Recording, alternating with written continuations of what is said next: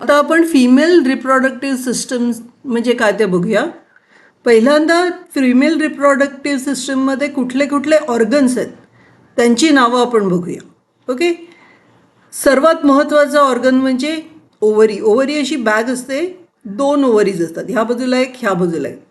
हे असं हातासारखं दिसतंय ना, त्याला ओव्हिडक्ट असं म्हणतात. त्याला ओव्हिडक्ट म्हणतात. ते देखील 2 आहेत. मध्ये ही जी पिशवी आहे ना त्याला युटरस म्हणतात. खाली हे जे बॉक्स आहे ना, मोठी ट्यूब लाईक बॉक्स आहे, त्याला व्हजायना म्हणतात. आणि ह्याच्या वॉल्समध्ये 2 ग्लँड्स असतात, बार्थोलिन्स ग्लँड, आणि ते काहीतरी चिकट पदार्थ असा सेक्रेट करत असतात. नंतर ह्या इकडे आतमध्ये सिलिया नावाचे असे बारीक बारीक केस असतात, ते असे हलत असतात. त्यांचं काय काम आहे ते आपण नंतर बघू. ओके. तर बेसिकली 4 गोष्टी लक्षात ठेवायच्या: ovary, pair of ovaries, pair of oviduct, single uterus आणि vagina. All organs of female reproductive system are in abdominal cavity. हे सगळे ऑर्गन्स आहेत ना, ते पोटात आहेत. पोटाच्या बाहेर कुठलाही ऑर्गन नाही आहे. It includes pair of ovaries, ओव्हरीची pair of oviducts, single uterus and a vagina. Only 1 gland is associated with female reproductive system. एकच ग्लँड आहे जी फिमेल रिप्रोडक्टिव्ह सिस्टमची असोसिएटेड आहे. Uterus opens out by vagina. Uterus इकडे open होतं आणि ते व्हजायनामध्ये ओपन होतं. In vaginal walls there is Bartholin's glands which produce lubrication. म्हणजे लुब्रिकेशन म्हणजे काय, ती ओलावा, असा चिकट काहीतरी द्रवपदार्थ करते, त्यामुळे तिथे ओलावा निर्माण होतो. आणखीन एक गोष्ट लक्षात ठेवायची, म्हणजे इकडे खाली जी व्हजायनल ओपनिंग आहे तर त्या तिकडे 2 सेपरेट वाटा असतात. एका वाटे थ्रू लघवी जाते आणि एक वाट आहे ती बाळ बाहेर यायला किंवा स्पर्म्स आत जायला वगैरे अशी काम करते. Urethra and vagina are 2 separate openings that open to outside. Urethra in female body is separate and not common passage as in male body. आता आपण हे सगळे ऑर्गन्स काय काम करतायत ते बघूया. तर सर्वात महत्त्वाचा ऑर्गन आहे म्हणजे ओव्हरी. ओके. आणि ह्या इकडे असे हे सगळे फिमेल गॅमेट्स असतात. फिमेल गॅमेट म्हणजे त्याला आपण ओहम पण म्हणतो, एग पण म्हणतो, oocyte पण म्हणतो. ओके. तर आता इकडे हे जे सगळे गॅमेट्स असतात ना, ते सगळे मॅच्युअर नसतात. ऑल्टरनेट मंथला, म्हणजे सपोज जानेवारीमध्ये ह्या ओव्हरीमधलं एक गॅमेट मायासिसने मॅच्युअर झालं तर त्याचं एग होतं आणि ते oocyte असं बाहेर येतं. ओके. जानेवारीत जर इकडे झालं तर फेब्रुवारीत इकडे होतं. म्हणजे महिन्याला एकच एग पूर्ण मॅच्युअर होतं. आणि ते कशाने मॅच्युअर होतं तर मिओसिसनी ते निर्माण होतं. ओके. पुन्हा लक्षात घेऊया, ह्या ओव्हरीज आहेत त्याच्यामध्ये बरीच एग्ज, ओम आणि आपण सगळ्याला oocytes वगैरे असं म्हणतो, पण ती सगळी मॅच्युअर नसतात. तर ऑल्टरनेट मंथला म्हणजे एक सोडून एक महिन्यानी त्याच्यामधलं एक एग आहे ते मॅच्युअर होतं. मॅच्युअर होतं म्हणजे कम्प्लीट ते असं मायासिसनी oocyte म्हणजे ते एक तयार होतं. तर हे इकडे दाखवलेलं आहे. तर oocyte, एग, ओहम म्हणजे सगळं सेम आहे. तर ओव्हरीमध्येही ओहम्स आहे. तर इथून जर जानेवारीत दिलं तर इथून फेब्रुवारीत, मग इथून मार्च, अशा रीतीने होतं. आता ते जेव्हा एग मॅच्युअर होतं तेव्हा इथे ओव्हिडक्टच्या इकडे एक भोक असतं आणि त्यामधून ते असं आतमध्ये जातं. ओव्हिडक्टमध्ये असं ते खेचलं जातं एग. आणि ते एग पुढे पुढे पुढे पुढे जाण्यासाठी हे जे सिलिया केस आहेत ते असे हलत हलत त्याला ढकलत ढकलत ढकलत ढकलत ओव्हिडक्टमधून त्या एगला पुढे सोडतात. इथपर्यंत आपण समजून घेऊया. Ovaries are essential organs which are located with all other organs inside lower abdomen. ते ओव्हरीज वगैरे सगळं काय लोअर ॲब्डॉमेन म्हणजे पोटाच्या खालच्या बाजूला आहे. हां, आणि या ओव्हरीजमध्ये ना पण हार्मोन्स असतात. ओव्हरीजमध्ये पण हार्मोन्स असतात. त्यांचं नाव आहे एस्ट्रोजन आणि progesterone, which are essential female hormones. हां, हे दोन हार्मोन्स म्हणजे केमिकल्स आहेत, ही ओव्हरीजमध्ये खूप महत्त्वाची आहेत. oocytes or ova किंवा ओहम किंवा egg are produced by meiosis in the ovary. या इकडे तो एग कसा प्रोड्यूस होतो? Meiosis. Only single oocyte is produced per month. महिन्याला एकच oocyte प्रोड्यूस होऊ शकतं, एकच एग प्रोड्यूस होऊ शकतं, ते पण ऑल्टरनेट महिन्याला, एक ह्या ओव्हरीमधून आणि एकदा ह्या ओव्हरीमधून, ऑल्टरनेट होतं. It is released in abdominal cavity alternately from each ovary. Free end of oviduct is funnel like. Free end म्हणजे हा जो ओव्हिडक्टचा एंड आहे, हा बघा, हा इकडे दिसतो ना असं बोटासारखा, तो असा फनेल सारखा असतो आणि तो त्या एगला खेचून घेतो. And opening is present at the centre of it. त्याच्यामध्ये एक ओपनिंग असते, म्हणजे एक असं भोक असतं मध्यावर. oocytes enter the oviduct through that opening. तर ते oocyte आहे ते म्हणजे ते एग ह्या ओपनिंगच्या थ्रू ओव्हिडक्टमध्ये जातं. oocyte enters the oviduct through that opening. Cilia are present on inner surface of oviduct. या ओव्हिडक्टच्या इनर सरफेसमध्ये काय असतात? सिलिया असतात. सिलिया म्हणजे हे केस असतात, हे असे हलत असतात, आणखीन ते केस त्याला पुढे ढकलतात. Cilia are present on inner surface of oviduct. These cilia push the oocyte toward the uterus. म्हणजे हे इकडून असं ढकलत युटरसच्या दिशेने जातं. आपण सर्वात महत्त्वाचा भाग बघणार आहोत, त्याला फर्टिलायझेशन म्हणतात. म्हणजे हे एग आहे, हे बाहेर पडलेलं आहे, स्पर्मला कसं भेटतं? तर सेक्शुअल ॲक्टिव्हिटी होते, त्याला कोप्युलेशन असं म्हणतात. त्यावेळी हे स्पर्म्स आहेत, हे वजायनामध्ये असे बरेच स्पर्म्स वजायनामध्ये जातात. आता इकडे स्पर्म जेव्हा वजायनामध्ये येतं ना, तेव्हा शरीराला काय वाटतं की काहीतरी अशी बाहेरचे बॅक्टेरिया वगैरे आलेत, तर ते ना शरीरातल्या ब्लड सेल्स त्याच्यावर अटॅक करायला लागतात आणि बरेचसे स्पर्म्स मरतात. त्यामुळे वरती इथून युटरसमध्ये जाणारे स्पर्म्स आहेत ना, ते ह्याच्यापेक्षा बरेच कमी असतात. आणि इकडे गेल्यानंतर पण आता एग इकडून आलेलं आहे बाहेर, तर ते एग ना असं काहीतरी केमिकल सोडतं, त्यामुळे हे सगळे स्पर्म्स आहेत ते इथे धावायला लागतात. त्या एगच्या दिशेने धावायला लागतात आणि त्याच्यामध्ये जो पहिला स्पर्म असतो तो जो एगला भेटतो, सगळ्यात म्हणजे सशक्त स्पर्म असतो तो त्या एगला भेटतो आणि त्याचं फर्टिलायझेशन होतं. फर्टिलायझेशन होतं म्हणजे काय? तो त्या एग बरोबर एकत्र होऊन त्याचं झायगॉट होतं. झायगॉट म्हणजे बेबीची फर्स्ट सेल. आणि हे जे फर्टिलायझेशन होतं हे ओव्हिडक्टच्या कुठेतरी मध्यावर होतं. Formation of zygote by union of sperm and ovum is called fertilisation. Ovum म्हणजे पण एग. हां, तर हे जेव्हा त्याची सेल तयार होते तेव्हा आपण त्याला झायगॉट म्हणतो. Fertilisation is internal in humans. हे सगळं ह्युमन बिईंग्समध्ये आतमध्येच होतं.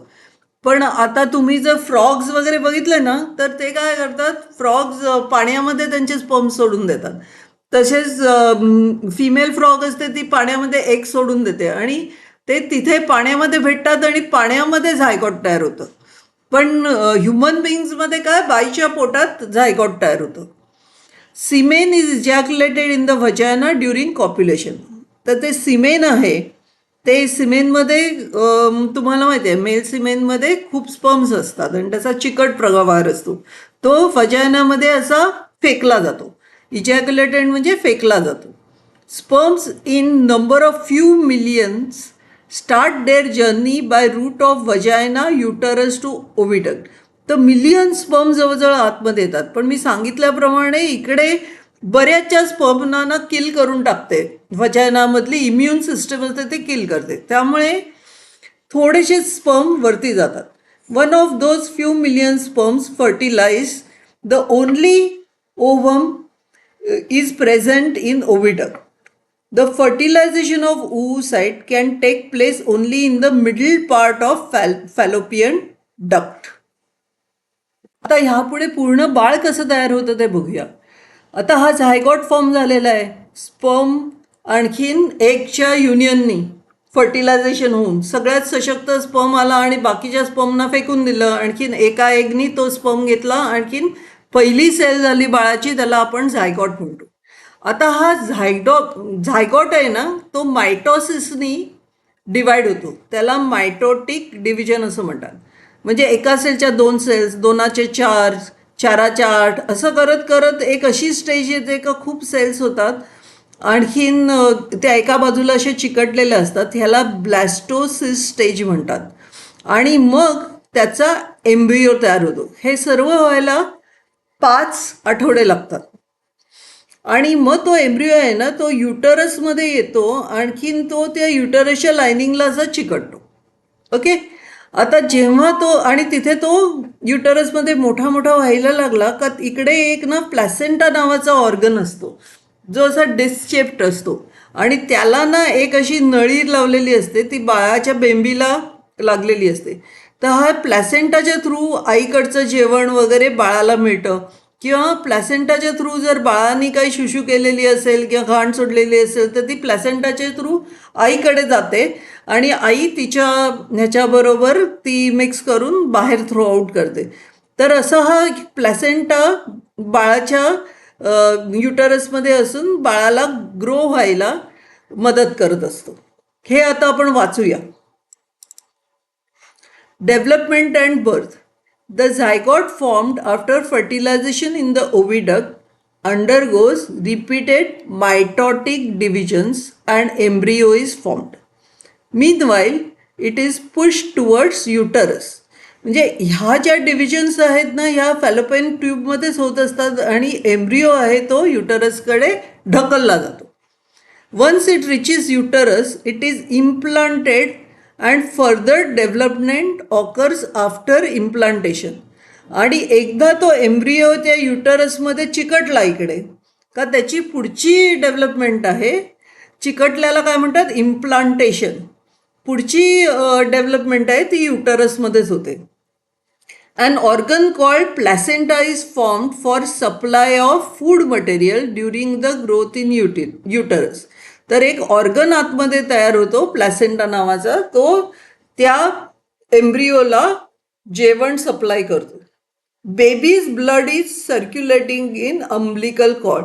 आता तो कॉर्ड असतो त्याच्या थ्रू तो प्लॅसेंटाला चिकटलेला असतो आणि त्याच्यामधलं ब्लड असतं ते बेबीचं ब्लड असतं.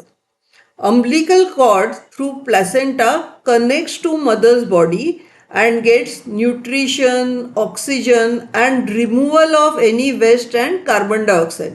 तर हे सगळं जे ट्रान्झॅक्शन आहे बाहेरच्या जगाबद्दल बरोबरचं, ते हा अम्बिलिकल कॉर्ड आहे ना, तो आईच्या थ्रू बाळाचं हे करत असतो. म्हणजे त्याला जेवण देणं किंवा बाळाला ऑक्सिजन लागतो, तो आईचा ऑक्सिजन आणून देतो. बाळ कार्बन डायऑक्साईड थ्रो करतं, ते बाहेर बाळाच्या त्या पिशवीच्या बाहेर युटरसच्या बाहेर थ्रो करणं, हे सगळं काम प्लॅसेंटा करत असतो. आणि ते काम होत असतं. प्लॅसेंटाचं कनेक्शन काय असतं बाळाबरोबर? तर ते अम्बिलिकल कॉर्ड म्हणजे बेंबीमधून जाणाऱ्या पाईपच्या थ्रू असतं. The embryonic development is completed approximately within 9 months after fertilization. तर तुम्हाला माहिती आहे बाळ फर्टिलायझेशन झाल्यानंतर 9 महिन्यांनी होतं. The lower end of uterus opens into vagina. तर युट्रसचा जो खालचा भाग आहे तो व्हजायनामध्ये ओपन होतो. Vagina is the birth canal as well as copulatory passage. It is also a passage for menstrual flow. हे वजायना आहे ना, हा जे आहे त्याची 3 कामं आहेत. एक म्हणजे बाळाला जन्म देण्यासाठी ते असं पुश होऊन वजायनाच्या थ्रू बाळ बाहेर येतं. दुसरं म्हणजे तो कॉप्युलेटरी पॅसेज आहे, म्हणजे त्याच्या थ्रू स्पर्म्स आतमध्ये जातात. आणि तिसरं काम म्हणजे काय, तुम्ही ऐकलं असेल मुलींना पिरियड्स जे येतात ते आपण नंतर करणार आहोत, मेन्स्ट्रुअल फ्लो म्हणतात. तर ते जे पिरियड्स आहेत त्याच्यामध्ये जे रक्त येतं ते वजानाच्या थ्रू बाहेर जातं. म्हणजे गोष्टी तीन कामं हा वजाना करतो: बर्थ कॅनॉल, कॉप्युलेटरी पॅसेज आणि मेन्स्ट्रुअल फ्लो. आता हे काही काही प्रश्न आहेत जे बाळ जेव्हा जन्माला येतं ना त्या संबंधातले. तर जेव्हा बाळ जन्माला येतं तेव्हा मेंदूमध्ये पिट्युटरी ग्लँड असते. म्हणजे पिट्युटरी ग्लँड छोटी ब्रेनच्या इकडे खाली असते. ती ग्लँड आहे ना एक हार्मोन जनरेट करते, म्हणजे एक केमिकल जनरेट करते, त्याला ऑक्सिटोसिन म्हणतात. आणि त्या हार्मोनमुळे ना प्रेग्नन्सी म्हणजे बाळ जन्मायला मदत होते. Which hormone is release from pituitary of the mother once foetal development is completed? Foetus म्हणजे ते बाळ जेव्हा आईच्या पोटात असतं त्याला फिटस म्हणतात. आणि फिटल डेव्हलपमेंट म्हणजे त्या पोटातल्या बाळाची डेव्हलपमेंट कंप्लीट झाल्यावरती कुठलं हॉर्मोन पिट्युटरी ग्लँड रिलीज करते, तर त्याचं नाव आहे oxytocin. The posterior pituitary Gland releases the hormone oxytocin at the end of pregnancy. Under the effect of that hormone, which organ of female reproductive system starts to contract and thereby birth process, parturition is facilitated. तर आता ते जेव्हा hormone release होतं ना तेव्हा ह्या इकडे असे कॉन्ट्रॅक्शन व्हायला लागतात. युट्रसमध्ये असे कॉन्ट्रॅक्शन व्हायला लागतात. कॉन्ट्रॅक्शन म्हणजे दाबलं जायला लागतं युट्रस, आणि त्या बाळाला त्या वजानाच्या थ्रू ढकलायला लागतं ते. आणि हा जो प्रोसेस आहे, बाळ होण्याच्या वेळी जे पोटामध्ये कॉन्ट्रॅक्शन्स होतात किंवा जे ढकललं जाण्याचा प्रोसेस आहे, बर्थ प्रोसेस आहे, त्याला पार्ट्र्यूशन असं म्हणतात. तर हे जे ऑक्सिटोसिन रिलीज होतं ना ते ह्या प्रोसेसला म्हणजे कॉन्ट्रॅक्शन यायला मदत करतं युट्रसमधल्या. Oxytocin causes muscular walls of uterus to contract rhythmically. म्हणजे अशा रिदमनी त्या कॉन्ट्रॅक्ट होत असतात, एक्सपांड होत असतात, कॉन्ट्रॅक्ट होत असतात, एक्सपांड होत असतात, आणि ते बाळ असं खाली पुश होत असतं. These contractions help push the baby out during parturition किंवा चाइल्डबर्थ. म्हणजे बाळाचा जन्म होतो तेव्हा काय होतं, आपण पहिल्यापासून एक एक प्रोसेस बघूया. 9 महिने झाले, आता बाळाची जन्माची वेळ आली तेव्हा काय होतं, पिट्युटरी ग्लँडमधून ऑक्सिटोसिन नावाचं एक हार्मोन जनरेट होतं.